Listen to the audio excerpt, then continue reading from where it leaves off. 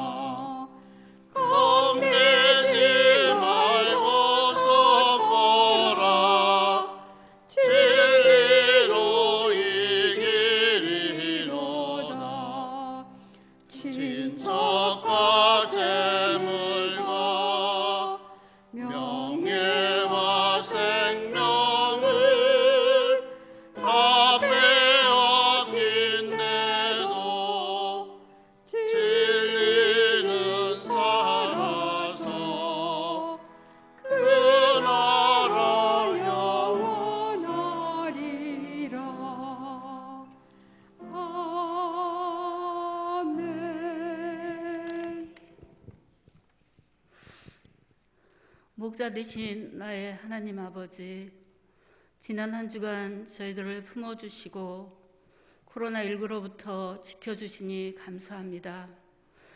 경배받으시기에 합당하신 하나님 앞에 예수님 십자가에서 흘리신 보혈의 공로 의지하여 우리 몸을 온전히 드려 예배드리게 하시니 감사합니다.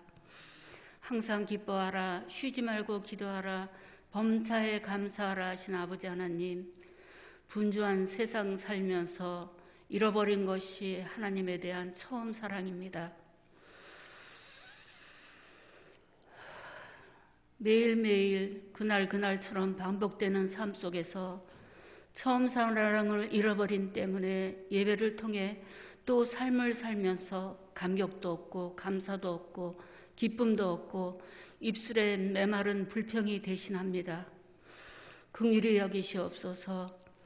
하루하루 주어진 삶에서 하나님에 대한 처음 사랑을 찾아 예배드림이 기쁨이 되게 하시고 범사에 감사로 회복하게 하시고 우리 믿음이 날마다 말씀과 예수와 성령의 인도로 개혁되게 하시옵소서.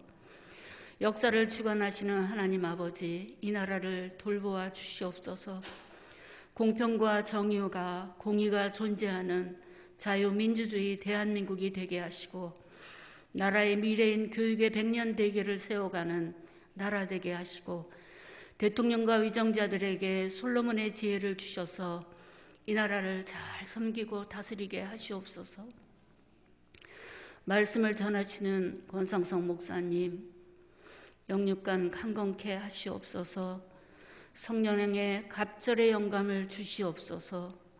길이며 진리며 생명이신 예수님을 전하실 때 말씀을 들을 길을 주시고 아멘으로 화답하며 하나님께 영광 올리고 그 말씀이 영원하도록 내 입에서 우리의 입에서 내 후손의 입에서 우리 후손의 입에서 떠나지 않게 하시옵소서. 여호와 하나님을 위한 이 성전이 말씀의 은혜로 채워지며 말씀을 사모하는 자의 수가 날마다 더하여 가며 믿는 자의 수가 더하여 가게 하시옵소서. 우리의 묵상을 하시며 우리의 소원을 아시는 하나님 아버지, 우리의 소원은 세안교회가 50300 비전을 이루고 하나님께 영광으로 헌당드리는 것입니다. 하늘문을 여시고 가정마다 쌓을 것이 없도록 축복하여 주시옵소서. 세안의 가정들을 은혜와 평강으로 지켜 주시옵소서. 처음 사랑을 잃어버린 고나고 처량한 영혼들이 예수님께 돌아와 은혜의 찬양을 올립니다. 성령 하나님 홀로 영광 받으시옵소서. 사랑하시는 예수님 이름으로 기도드립니다. 아멘.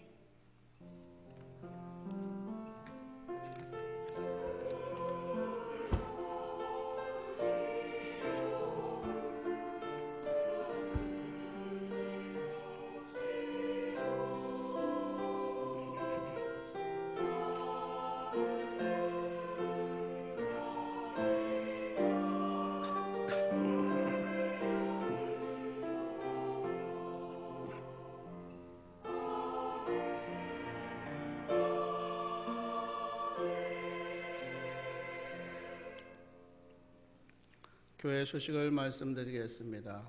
오늘은 종교개혁 503주년 김장주일입니다. 오직 성경, 오직 은혜, 오직 믿음의 정신을 가지고 오늘 이 시대에 개혁하는 신앙으로 살아가는 우리 모두가 될 수 있기를 간절히 소망합니다. 지난주부터 대면 예배가 재개되었습니다. 주일 예배는 오전 11시에 대면 예배로 드리게 됩니다. 다만 대면 예배에 참석하지 못하신 분들은 오후 1시 30분에 온라인 영상 예배를 통해서 예배를 드리시기 바랍니다. 찬양 예배와 금요 기도회는 당분간 드리지 않습니다. 현장 예배에 참석하신 교우들이나 온라인 영상으로 예배를 드리는 교우들은 모두 주일 예배를 통해 의뢰받은 내용과 감동을 세한 영상 예배 그룹 카톡에 올려서 함께 은혜를 나눠주시기 바랍니다. 이 일은 12제자 삶이 끝나는 주일까지 하도록 하겠습니다. 그 이유는 이미 공지해드린 대로 12제자의 삶 끝난 다음에 신안 앞에 있는 12제자 교회를 방문하는 썸티하고 순례의 시간을 가지려고 합니다. 그곳에 가서 우리가 같이 말씀을 나누는 기회가 있기 때문에 여러분들이 설교를 듣고 묵상하고 함께 나누면 훨씬 더 유익한 순례의 길이 되리라 믿습니다. 항존직 피택 되신 분들은 매주 충성된 일꾼들 교재를 읽고 과제를 꼭 미루지 마시고 거주 그룹 카톡에 올려주시기를 바랍니다. 남성교회 주최 추계교회 대청소가 10월 31일 토요일 오전 9시 30분에 있습니다. 11월 달에 추수감사절이 있고 또 우리 세안교회 창립 60주년 기념주일과 임직 예식이 있습니다. 이 모든 일을 앞두고 이번 주 토요일 날 남성교회 주최로 교회 대청소하는데 다 나오셔서 함께 수고해 주시기를 바랍니다.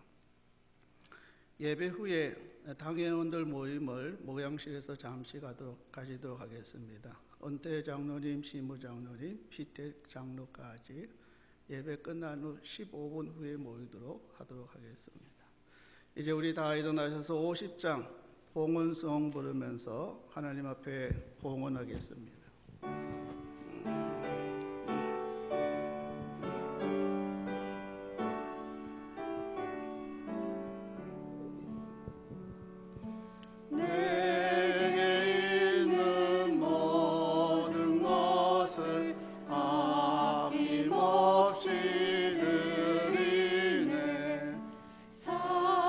사랑하고 의지하며 주만 따라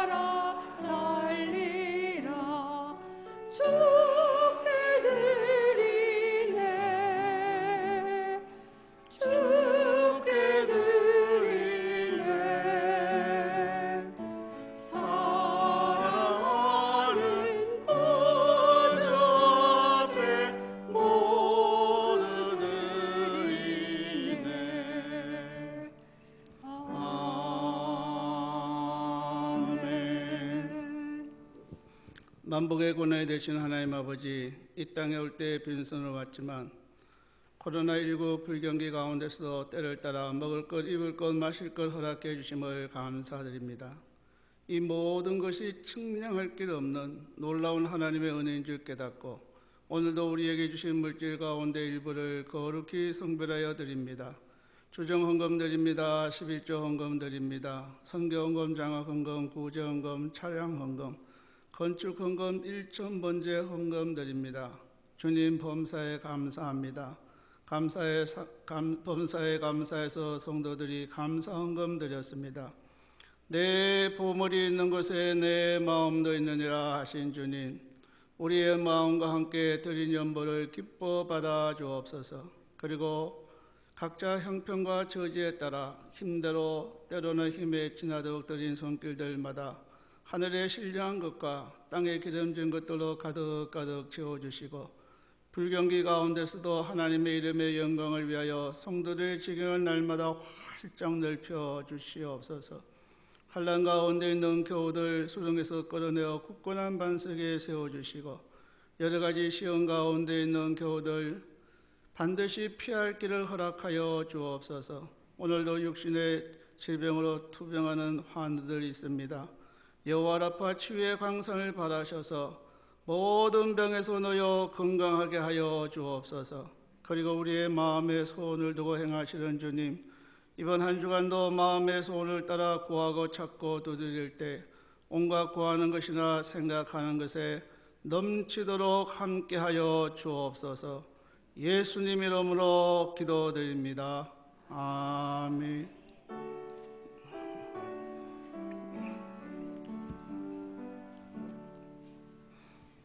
이 아침 우리에게 주시는 하나님의 말씀은 요한복음 1장 43절에서 46절입니다. 신약성경 143면 요한복음 1장 43절에서 46절 말씀 한 절씩 교독하겠습니다. 이튿날 예수께서 갈릴리로 나가려 하시다가 빌립을 만나 이르시되 나를 따르라 하시니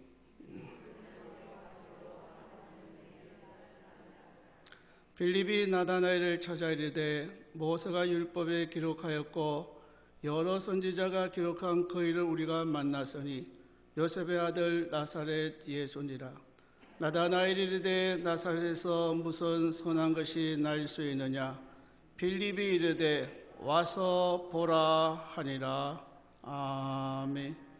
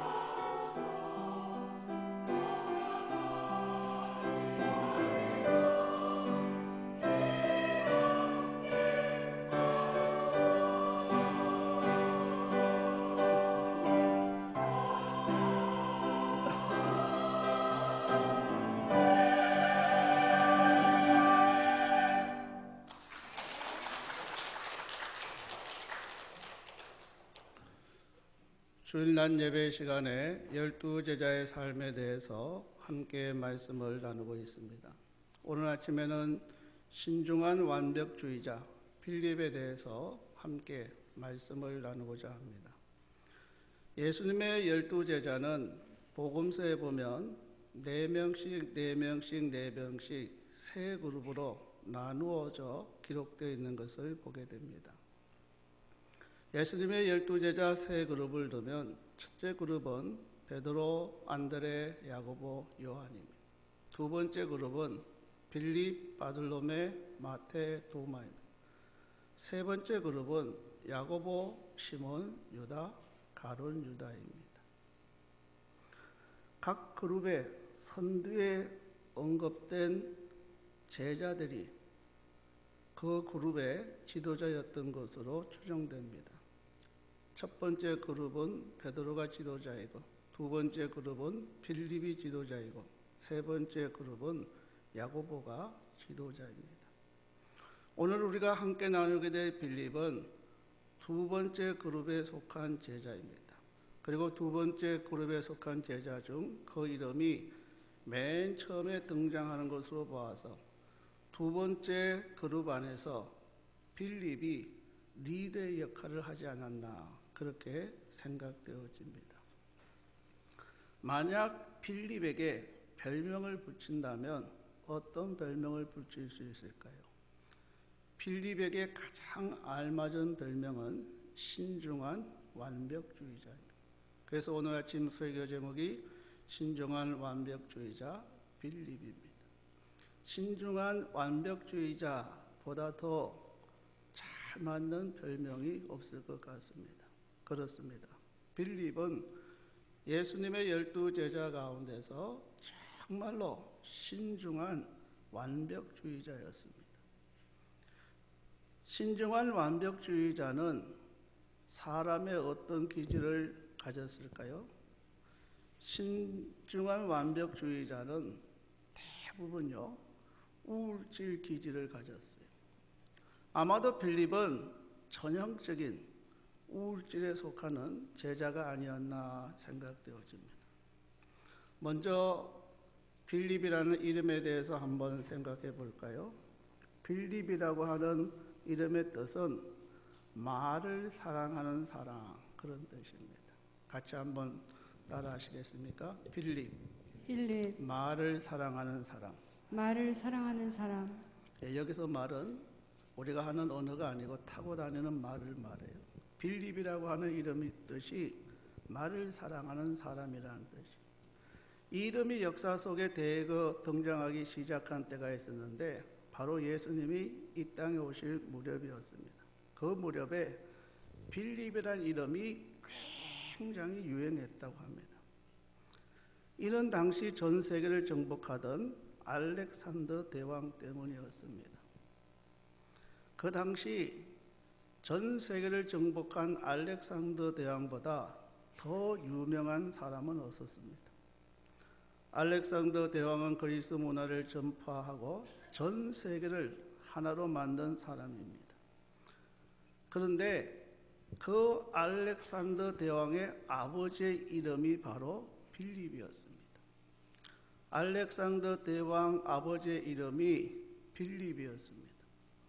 알렉산더가 정복한 지역마다 알렉산더에 대한 여러 가지 일화들이 소개되면서 알렉산더 아버지의 이름 또한 자연스럽게 소개되었을 것입니다. 알렉산더 대왕은 당시 팔레스타인, 지금의 이스라엘 땅까지 정복했습니다.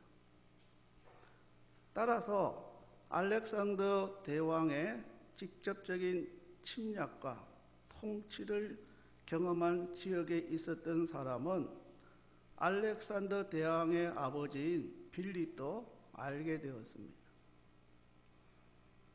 그 당시 사람들에게 있었던 보편적인 풍속 가운데 하나는 유명한 사람들을 본받기 위해 동일한 이름을 짓는 것이었습니다.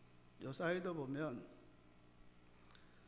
아들, 딸 이름을 지을 때 내 아들, 딸이 이 사람을 본받았으면 좋겠다 해서 아예 똑같은 이름으로 짓는 부모들이 있지 않습니까? 옛날에도 유명한 사람을 본받기 위해 동일한 이름을 짓는 경우가 허다했습니다. 그래서 알렉산더 대왕이 통치한 지역, 이스라엘 혹은 시리아 등의 지역 사람들이 빌립이라는 이름을 짓기 시작했습니다. 빌립이라는 이름의 이미지는 무엇이었을까요? 그 당시 빌립이라는 이름은 정복자의 이미지, 아주 강력한 리더의 이미지로 소개되어 있었어요. 그러나 우리가 기억할 것은요, 이 빌립이라는 이름이 철저한 그리스 스타일의 이름이라는 것입니다. 그래서 알렉산더와 그리스의 통치를 받는 입장에 있어서도 아주 보수적이고 정통적인 유대인들은 절대로 빌립이라는 이름을 갖지 않았다고 합니다. 이렇게 생각하면 쉬워요. 과거 우리나라도 일본의 지배를 받으면서 창씨 개명을 하도록 강요당한 시절이 있었지 않습니까? 그때 아주 깊은 애국심을 가진 사람들은 어떤 대가를 지불하더라도 절대로 자신의 이름을 바꾸기를 끝까지 거절했습니다. 마찬가지로 아주 보수적이고 정통적인 유대인들은 빌립과 같은 그리스식의 이름을 갖지 않았다고 합니다. 그럼에도 불구하고 이 사람의 이름이 빌립이었다는 것은 무엇을 시사할까요?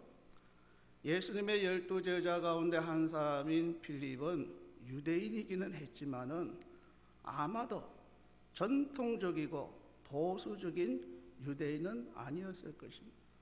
만일 빌립이 진짜로 전통적이고 보수적인 유대인이었다고 할 것 같으면 그리스 스타일의 이름인 빌립이라는 이름을 사용하지 않았을 겁니다.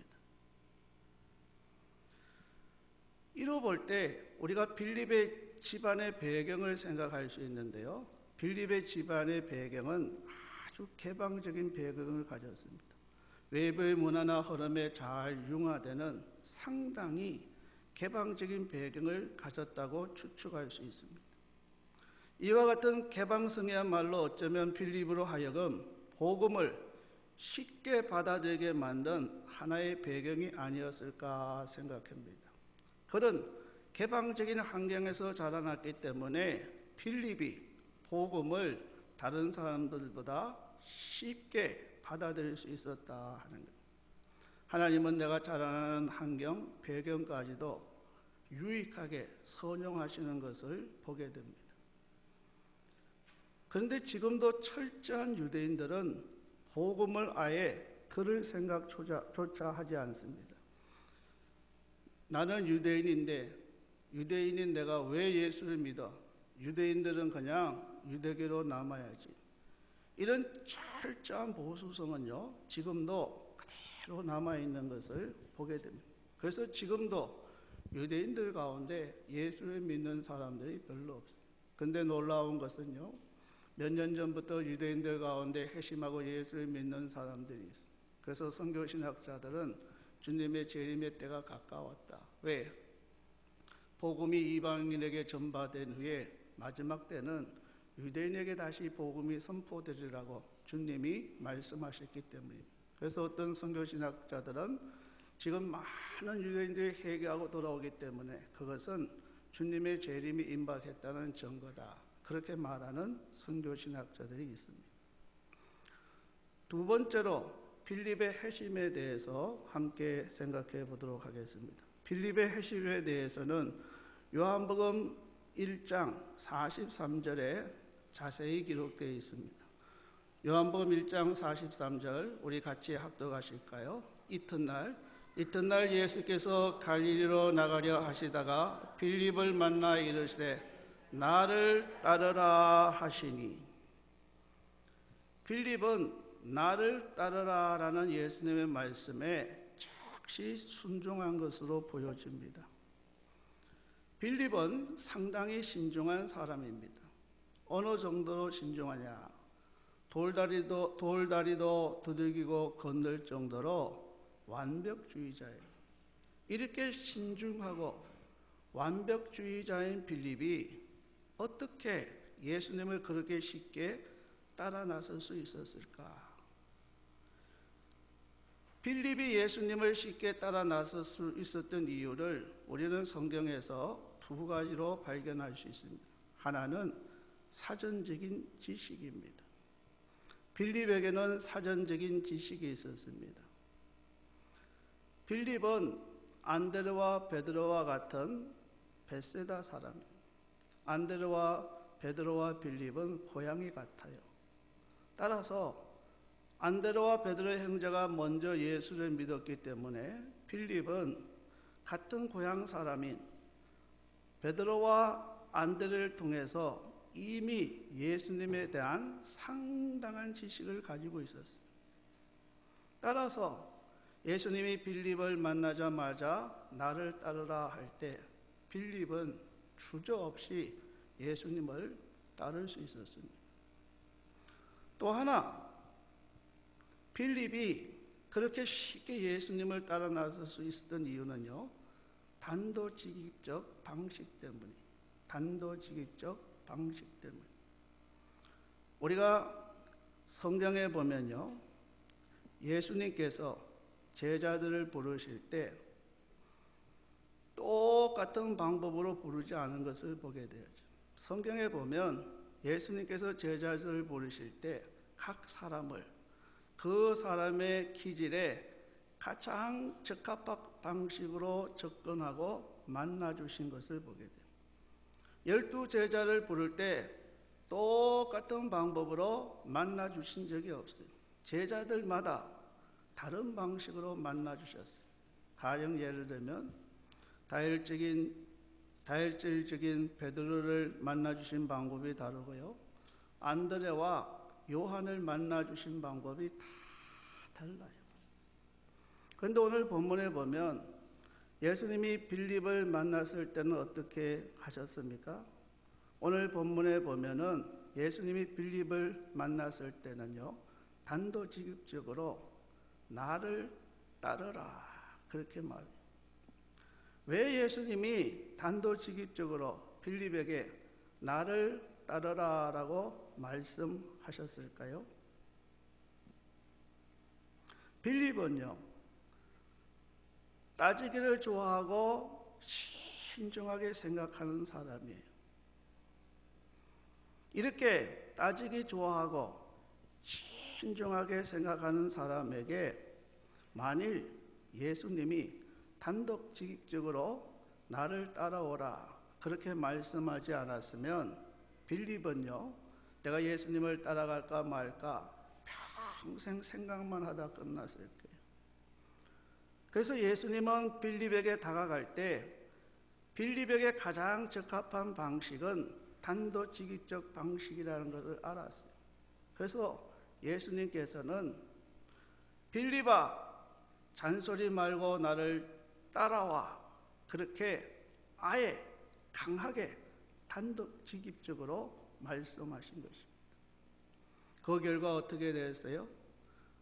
빌립은 바로 예수님을 따라갔고 놀라운 회심의 역사가 일어난 것입니다. 세 번째로 빌립의 기질과 성격에 대해서 한번 생각해 보도록 하겠습니다. 요한복음 6장에 보면 보리떡 5개와 물고기 2마리로 수많은 사람을 먹이셨던 오병이어 기적이 있습니다.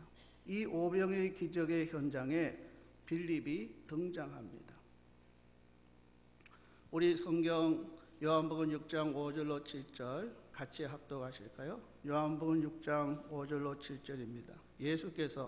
예수께서 눈을 들어 큰 무리가 자기에게로 오는 것을 보시고 빌립에게 이르시되 우리가 어디서 떡을 사서 이 사람들을 먹이겠느냐 하시니 이렇게 말씀하시면 친히 어떻게 하실지를 아시고 빌립을 시험하고자 하심이라. 빌립이 대답하되 각 사람으로 조금씩 받게 할지라도 200데나리온의 떡이 부족하리이다.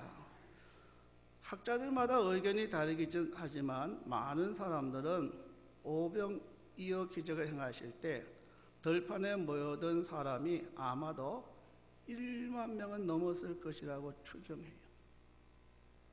성경에 보면 성인 남자만 계산해서 5천 명이라 그랬어요. 그런데 성인 남자 5천 명만 모인 게 아니라 여자와 아이들까지 같이 모였기 때문에 성인 남자, 여자, 아이들까지 합치면 1만 명이 훨씬 더 넘는 많은 사람들이 있었을 것입니다. 여러분 한번 생각해 보십시오. 1만 명쯤 되는 사람들을 먹이려면 도대체 몇 개의 떡을 만들어야 할까요? 계산이 되십니까? 제 경우에는 잘 계산이 안 돼요. 그런데 빌립은요, 금방 계산해냈어요. 200데나리오. 빌립은 금방 200데나리오라는 계산을 해냈어요. 그리고 예수님께 이렇게 말해요. 예수님, 200데나리온의 떡이 있다 해도 부족할 것 같아요 하고 금방 계산을 해냅니다. 여기서 우리가 빌립의 기질과 성격을 발견할 수 있는데요. 빌립은 수치가 정확하고 계산에 아주 밝은 사람이에요. 그러나 긍정적이지는 않았어요. 200데나리온의 떡이 있다 해도 부족할 것 같다는 말은 무슨 말입니까? 200데나리온의 떡이 있어도 이 10,000명이나 되는 사람들을 다 먹이지 못할 텐데 예수님 어쩌자고 도대체 떡 이야기를 꺼내시고 계십니까? 라는 뜻이에요. 정확하지만 부정적인 빌립, 이것이요 전형적인 우울증 기질의 특징이에요. 멜랑콜리한 사람들의 특징이 있는데 멜랑콜리한 사람의 특징을 보면 멜랑콜리한 사람들은요 아주 정확해요. 아주 신중해요. 아주 사려 깊어요. 아주 분석적이에요. 또 때로는 아주 깊이가 있어요. 그런데 문제가 뭐예요? 늘 부정적이라 하는 거예요. 멜랑콜리한 사람들은요 대개가 부정적이에요. 우리는 요한복음 14장에서 빌립의 기질과 성격을 발견할 수 있는 또 다른 사건을 보게 됩니다. 요한복음 14장 6절로 7절입니다. 요한복음 14장 6절로 7절 우리 같이 합독하실까요? 예수께서 이르시되 내가 곧 길이요 진리요 생명이니 나로 말미암지 않고는 아버지께로 올 자가 없느니라. 너희가 나를 알았더라면 내 아버지도 알았으리로다. 이제부터는 너희가 그를 알았고 또 보았느니라. 내가 길이야. 나를 통해야 아버지께로 갈 수 있어. 나를 본 사람은 아버지를 본 거야 라는 예수님의 말씀입니다. 이때 빌립이 예수님에게 요청합니다. 요한복음 14장 8절입니다. 요한복음 14장 8절 같이 합독하실까요? 빌립이 이르되 주여 아버지를 우리에게 보여주옵소서. 그리하면 족하겠나이다. 예수님께서는 보았느니라 했는데 빌립은 보여주옵소서라고 요청하고 있어요. 빌립은 그만큼 확인하고 싶었어요. 나를 본 자는 아버지를 보았다고 간접적으로만 이야기하지 말고 예수님 아버지를 한번 보여주세요. 확인하고 싶어요. 그렇게 말하고 있는 거예요. 여기서 우리가 발견할 수 있는 빌립의 성격은요, 빌립은 실증주의적인 성격이었어요. 마치 과학자처럼 실제로 내가 손으로 만지고 눈으로 확인하고 싶어하는 이러한 성격의 소유자였어요. 빌립의 성격과 단점을 한번 정리해 보겠습니다. 누구에게나 자기 자신의 성격에 장점과 단점이 있듯이 빌립의 성격에도요 장점이 있었고 단점이 있었어요. 자, 빌립의 성격의 장점은 뭘까요? 수치가 정확했어요. 계산에 아주 밝았어요. 신중하고 사력 있고 분석적이에요. 그런가 하면 빌립의 성격에 단점이 있는데 빌립의 성격의 결정적인 단점은요, 부정적이다 보니까 늘 문제를 해결하려고 하기보다는 불가능한 것을 이유를 대면서 고집했어요. 오늘날도 보면요, 가정이나 교회나 직장에서나 사회에서 부정적인 사람들 보면 수치가 정확해요. 계산이 밝아요. 아주 신중하고 사력 있고 분석적이에요. 근데 결론은요, 거의 항상 부정적이에요. 그래서 앞에 놓인 문제를 해결할 방법을 찾기보다는 이래서 불가능해요, 저래서 불가능해요, 도저히 할 수 없어요, 불가능한 이유만을 나열하면서 고집해요. 그런 사람이 바로 빌립이었어요. 그런 의미에서 빌립은요, 현실주의자였고 냉소주의자였고 비전가라기보다는 패배주의자였어요. 여러분, 이런 빌립의 성격의 단점의 결과 어떤 일이 있었는지 아십니까? 빌립의 성격의 단점의 결과 첫째는요, 빌립은 평생 한 번도 모험을 시도해 보지 못했어요. 빌립은 산술적 계산에만 얼리매인 탓에 평생 한 번도 모험을 시도해 보지 못했어요. 사실과 현실이 믿음의 눈을 가로막았기 때문에 그 결과 상식의 건강한 계산에 매여서 주어진 상황을 모험의 기회로 받아들이지를 못했다 하는. 두 번째, 빌립의 성격의 단점의 결과는요, 믿음의 초자연적인 가능성을 볼 줄 아는 안목을 갖지 못했다 하는. 물질주의적이고 현실적이고 상식적인 차원에 국한된 사고방식을 버리지 못했기 때문에 믿음의 초자연적인 가능성을 볼 줄 아는 안목을 갖지 못했다 하는. 또 하나, 빌립의 단점의 결과는요, 초월적인 가능성을 생각하지 못했다. 일시적인 문제만 몰두한 탓에 예수님의 능력에서 비롯되는 초월적인 가능성을 전혀 생각하지 못했다. 빌립은요, 예수님의 무한한 권능을 전혀 고려하지 않았어요. 그 결과 자기의 삶 속에도 예수님의 무한한 능력이 나타난 적이 없어요. 이것이 빌립의 성격의 단점이에요.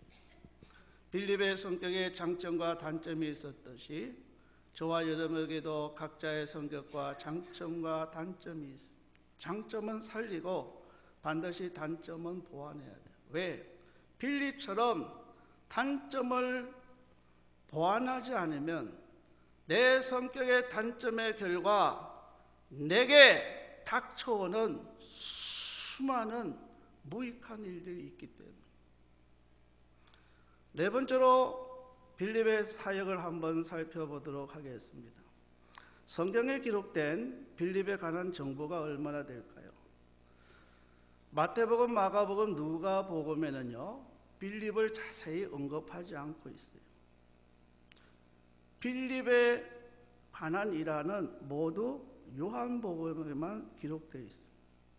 요한복음에 나타난 몇 개의 사건을 제하면 우리는 성경에서 사실 빌립에 대한 기사를 거의 찾아볼 길이 없어요. 따라서 빌립의 사역에 대해서도 우리는 성경에서보다는 교회 전성을 참고할 수밖에 없습니다. 교회 전성에 의하면 나중에 빌립의 사역 무대는요, 소아시아가 되었다고 합니다. 소아시아는 지금의 터키 지역이죠.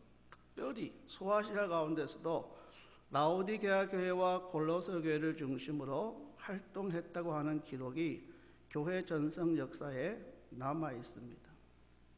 여러분, 라오디게아, 골로새, 히에라폴리스 이 세 지역을 이야기하면 여러분의 머리에 무엇이 떠오릅니까?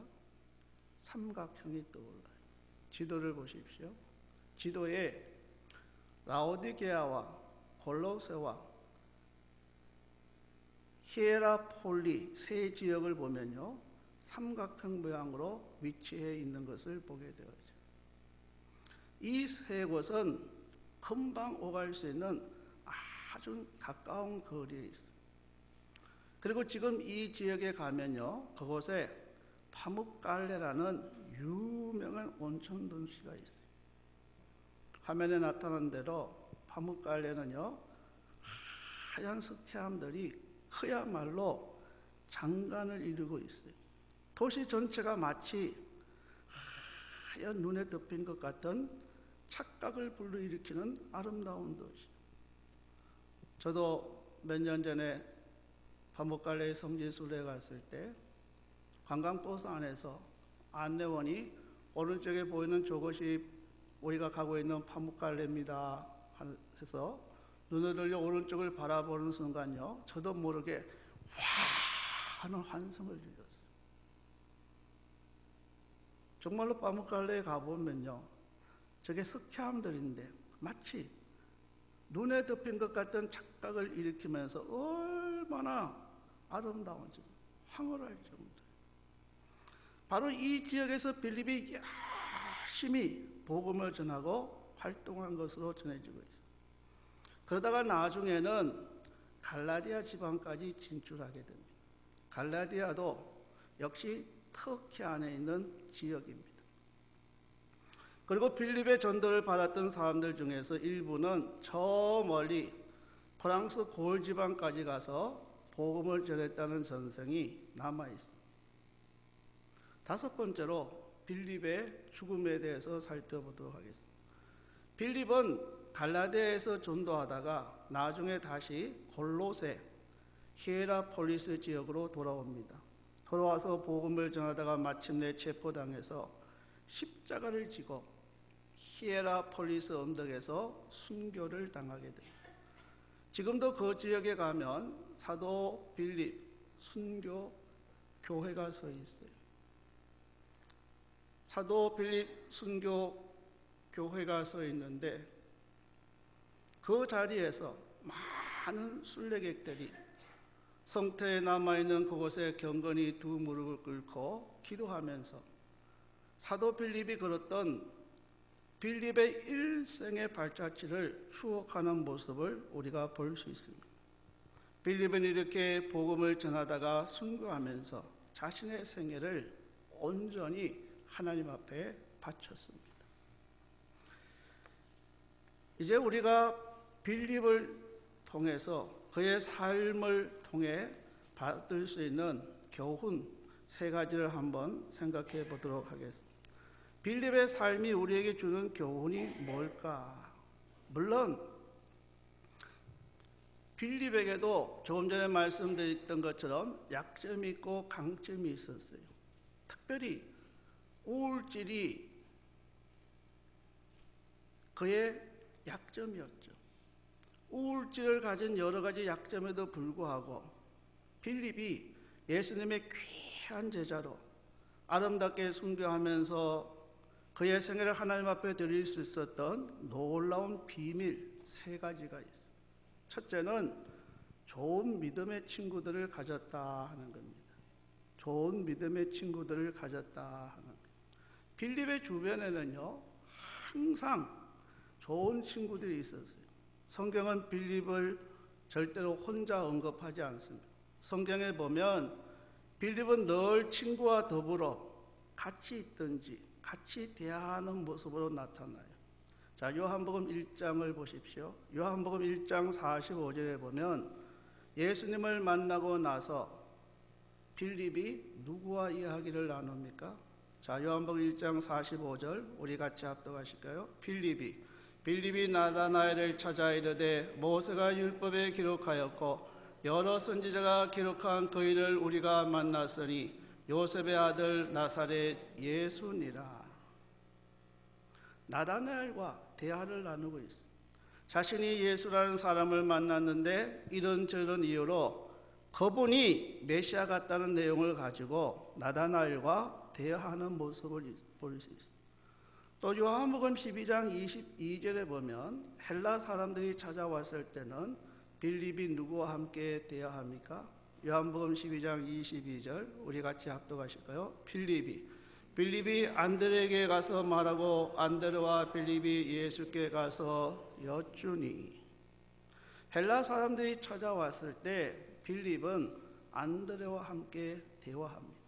아마도 이런 대화 혹은 우정이 우울질의 전형적인 소심함을 극복하면서 빌립이 믿음에 도달하고 그 믿음을 강화시킬 수 있게 한 비밀이 아니었나 생각되어집니다. 그런 의미에서 사랑하는 성도 여러분, 오늘을 살아가는 우리에게도 내 주변에 좀 믿음의 친구가 있어야 돼요. 좀 믿음의 친구가 있어요. 그런 의미에서 제가 여러분에게 질문을 드립니다. 나의 믿음의 친구는 누구입니까? 여러분, 지금 여러분의 믿음의 친구는 누구예요? 빌립처럼 내 주변에 좋은 믿음의 친구가 있어야 돼요. 또 내가 누군가의 좋은 믿음의 친구가 되어줘야 돼요. 그런데 친구는요, 좋은 친구만 있는 게 아니라 부정적이고 잘못된 영향을 끼치는 친구가 있어요. 만일 내 주변에 부정적이고 잘못된 영향을 끼치는 친구가 있으면 내가 그를 변화시킬 수 있으면 변화시키고, 내가 그를 변화시킬 수 없으면 어떻게 해야 할까요? 차라리 관계를 끊어야 돼. 떠나야 돼. 그래야 나도 물들지 않을 수 있어요. 바라기는 언제나 내 주변에 좋은 믿음의 친구가 있고, 내가 누군가의 좋은 믿음의 친구가 될 뿐만 아니라, 그러나 부정적이고 잘못된 영향을 끼치는 친구가 있으면 내가 그 친구를 변화시키든지 변화시킬 수 없으면 차라리 그런 친구와는 관계를 끊는 것이 훨씬 더 유익하다 하는 거예요. 빌립을 통해서 우리가 배워야 할 삶의 교훈 두 번째는요, 의심이 있어도 예수님 곁을 떠나지 않고 질문하는 자세예요. 의심이 있어도 절대로 예수님 곁을 떠나지 않고 질문하는 자세. 빌립에게는 여러 가지 의심이 있었어요. 한 가지 예로 예수님을 그렇게 따라다니면서 교훈을 받았음에도 하나님 아버지를 보여달라고 요청하지 않습니까? 조금 전에 우리가 요한복음 14장 8절에 빌립이 이르되 주여 아버지를 우리에게 보여주옵소서 그리하면 족하겠나이다 하는 빌립의 모습을 보았어요. 여기서 이르되라는 말은 질문했다 하는 거예요. 빌립은요, 의심이 일어날 때마다 계속해서 질문했어요. 여러분, 신앙생활에다가 의심이 일어나면 질문해야 돼요. 왜? 질문하는 것은 가장 좋은 신앙의 자세예요. 바로 이런 질문이 빌립의 인생을 완벽하게 만들어 갈 수 있었던 비밀이었습니다. 어쩌면 이 같은 이유로 우울증의 기질을 가진 사람들 중에서 훌륭한 과학자나 훌륭한 예술가들이 많이 나오는지 모릅니다. 여러분, 훌륭한 과학자나 훌륭한 예술가들의 공통점이 뭐예요? 그들은 계속해서 질문하는 사람들. 그래서 훌륭한 과학자가 되고, 그래서 훌륭한 예술가가 돼요. 훌륭한 과학자나 훌륭한 예술가뿐만 아니라 훌륭한 제자도 신앙인도 예수님 앞에 나아가 늘 질문하는 인생을 살아야 돼요. 예수님 어떻게 할까요? 세 번째로 빌립의 삶이 우리에게 주는 교훈은요, 신중하지만 결단할 줄 아는 태도예요. 신중하지만 결단할 줄 아는 태도. 빌립은 아주 신중한 성격이었어요. 그러나 결단할 필요가 있을 때는 단호히 결단했습니다. 오늘 보면 요한복음 1장 43절을 다시 한번 보시기 바랍니다. 이튿날 예수께서 갈릴리로 나가려 하시다가 빌립을 만나 이르시되 나를 따르라 하시니, 예수님께서 빌립에게 나를 따르라 할 때 빌립은 결단하고 즉시로 예수님을 따랐습니다. 사실 빌립은 결단하기 힘든 성격의 사람이었어요.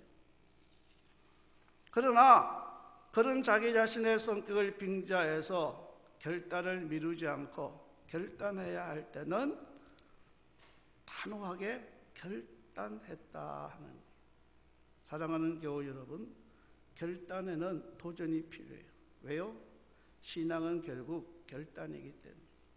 한번 같이 따라해 볼까요? 신앙은 결국 결단입니다. 그래요. 신앙은 결단이에요. 자신을 던지는 거예요. 그런 결단이 필요한 순간이 오면 결단할 수 있어야 돼요. 바라기는 사랑하는 교우 여러분, 예수님의 부르신 가운데서도 아직도 결단하지 못해 갈등하는 분 계십니까?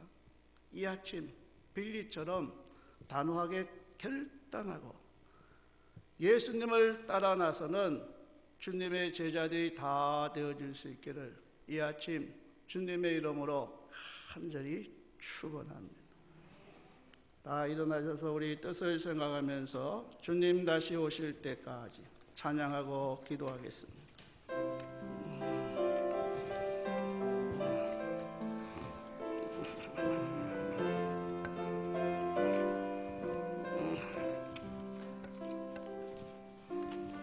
주님 다시 오실 때까지 나는 이 길을 가리라. 좁은 길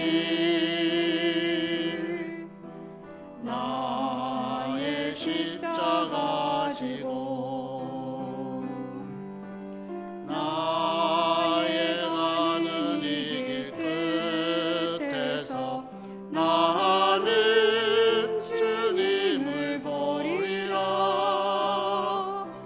영광의 내 주님 나를 맞아주시니 주님 다시 오실 때까지 나는 일어나 달려가리라. 주의 영광 온 땅 덮을 때 나는 일어나 노래하리. 내 사모하는 주님 온 세상 구주시라. 내 사모하는 주님 영광의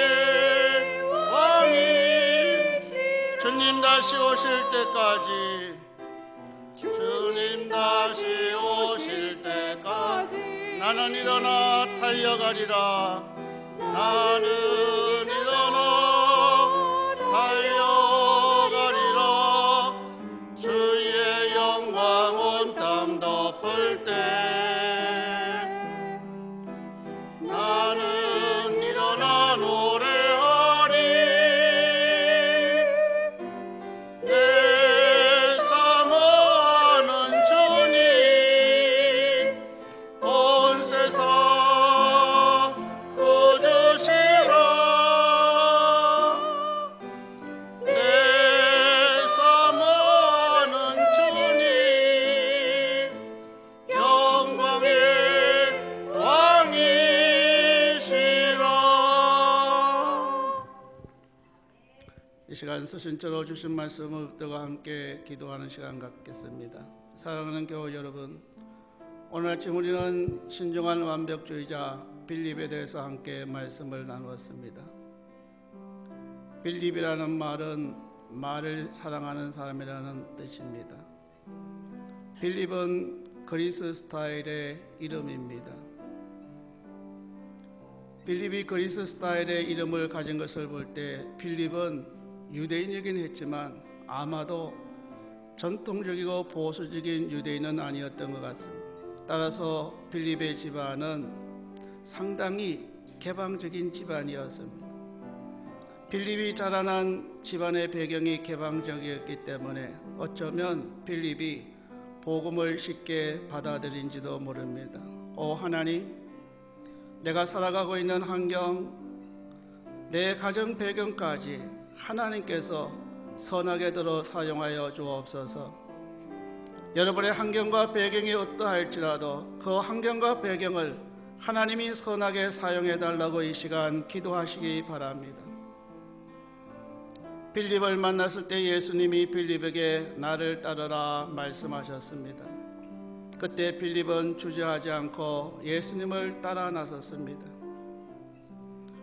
주님께서 이 아침 나를 따르라 말씀하실 때 주님의 세미한 음성을 듣고 오 주님, 나도 주저함 없이 주님을 따라 나서게 하옵소서 기도하시기 바랍니다. 모든 사람의 성격에 장점과 단점이 있듯이 빌립의 성격도 장점과 단점이 있었습니다. 그러나 빌립은 자기 자신의 성격의 단점으로 말미암아 일평생 한 번도 모험을 시도하지 못했습니다. 믿음의 초자연적인 가능성을 볼 줄 아는 안목도 가지지 못했습니다. 초월적인 가능성을 생각조차 못했습니다. 하나님, 나에게도 내 성격의 장점과 단점이 있는데 내 성격의 장점은 더 개발할 수 있게 하시고 오 하나님이여, 이 아침 내 성격의 단점을 보완하게 하여 주시옵소서 기도하시기 바랍니다. 빌립은 라오디게아와 골로새, 히에라폴리스 그리고 갈라디아에서 하나님이 맡기신 사역을 잘 감당했습니다. 하나님, 나도 하나님이 맡기신 그곳에서 내게 맡기신 사역을 충성스러이 감당하게 하옵소서 기도하시기 바랍니다.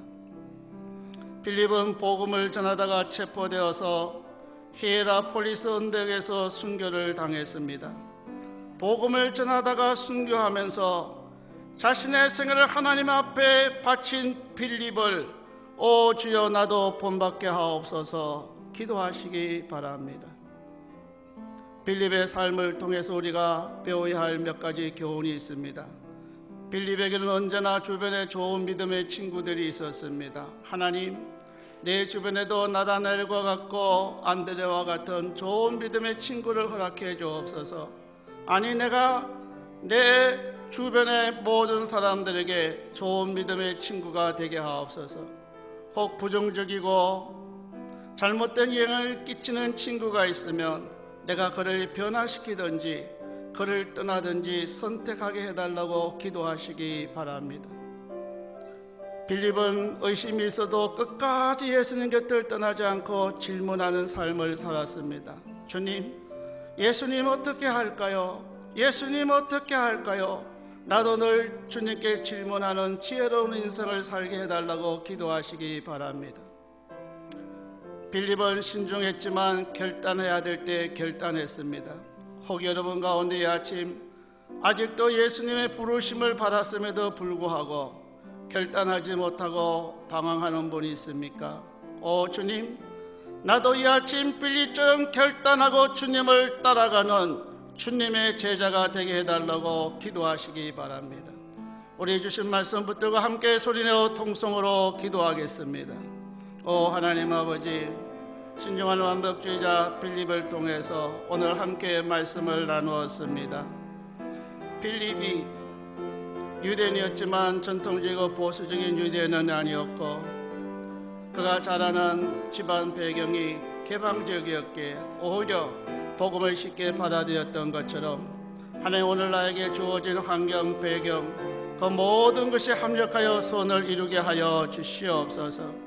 나를 따르라 할 때 빌립이 주저하지 않고 주님을 따라갔던 것처럼 주님의 부르심에 나도 주님을 따라가게 하여 주옵소서. 빌립에게 여러 가지 성격적으로 장점과 단점이 있었던 것처럼 하나님, 나에게도 성격의 장점과 단점이 있습니다. 장점은 더 개발하게 하시고 단점은 보완할 수 있게 하여 주시옵소서. 빌립이 라오디게아와 골로새와 히에로폴리스와 갈라디아에서 사역했던 것처럼 나도 이 세상에 사는 동안 하나님이 맡겨신 곳에서 맡겨주신 사역을 잘 감당하게 하옵소서. 복음을 전하다가 순교한 빌립처럼 나도 나의 생애를 하나님 앞에 바치는 아름다운 인생이 되게 해 주시옵소서. 하나님, 내 주변에 좋은 믿음의 친구들을 주옵소서. 아니, 내가 좋은 믿음의 친구가 되게 하옵소서. 의심이 있어도 주님 곁을 떠나지 않고 예수님 어떻게 할까요? 늘 질문하는 지혜로운 인생이 되게 하여 주시고 결단할 때 결단할 수 있는 믿음을 허락해 주시옵소서. 예수님 이름으로 기도드립니다. 아멘. 하나님 아버지, 오늘 아침 완벽자 빌립에 대해서 우리가 함께 말씀을 나누었습니다. 빌립이 자라난 환경은 개방적인 환경이었습니다. 그와 같은 개방적인 환경이 빌립으로 하여금 복음을 쉽게 받아들이게 하였던 것처럼, 오 주님, 오늘 내가 살아가는 환경, 내 집안의 배경까지 하나님께서 합력하여서 선을 이루는 삶을 살게 하여 주옵소서. 나를 따르라 주님이 빌립에게 말씀하셨을 때 빌립이 지체 없이 주님을 따랐던 것처럼 오늘 나도 나를 따르는 주님의 세미한 음성을 듣고 주님을 따라가게 하여 주옵소서. 빌립의 성격에 장점과 단점이 있었듯이 하나님, 나의 성격에도 장점과 단점이 있습니다. 나의 성격의 장점은 더 개발하게 하시고 단점은 반드시 보완할 수 있게 하옵소서. 그리하여서 빌립처럼 산술적 계산에 얽매여서 모험을 한 번도 시도하지 못하는 어리석은 인생 되지 않게 하여 주옵소서. 믿음의 초자연적인 가능성을 볼 줄 아는 안목을 주시옵소서. 예수님의 무한한 권능을 바라보면서 초월적인 가능성을 날마다 생각하는 삶이 되게 해 주옵소서. 라오디게아에서, 골로새에서, 히에라폴리스에서, 갈라디아에서 사역을 감당했던 빌립처럼 하나님, 나도 이 세상에 사는 동안 하나님께서 명하신 그곳에서 주신 사역을 잘 감당하게 인도해 주옵소서. 복음을 전하다가 순교한 빌립처럼 우리도 우리의 생애를 하나님 앞에 바치는 아름다운 삶이 되게 해 주시옵소서. 오 하나님, 빌립에게 나다나엘과 안드레와 같은 좋은 믿음의 친구들이 있었던 것처럼 우리 각자에게도 좋은 믿음의 친구를 주옵소서. 아니, 내가 좋은 믿음의 친구가 되게 해 주시옵소서. 의심이 있어도 끝까지 예수님을 떠나지 않고 질문했던 빌립처럼 우리도 예수님 어떻게 할까요? 늘 질문하면서 지혜로운 인생을 살아가게 하여 주옵소서. 결단해야 될 때 주저하지 않고 결단할 수 있는 우리가 되게 하여 주옵소서. 이 아침 예수님의 부르심 앞에 다 결단하고 빌립처럼 예수님을 따라 나서는 주님의 참 제자들이 다 되게 해 주시옵소서. 이제는 우리 주 예수 그리스도의 은혜와 하나님 아버지의 만극하신 사랑하심과 성령의 교통하심과 감화 인도 충만하심이 빌립의 삶을 본받아 남은 생을 살아갈 것을 마음속에 다짐하는 모든 주의 권속들 위에 이제와 영원히 함께 하옵시기를 축원하옵나이다. 아멘.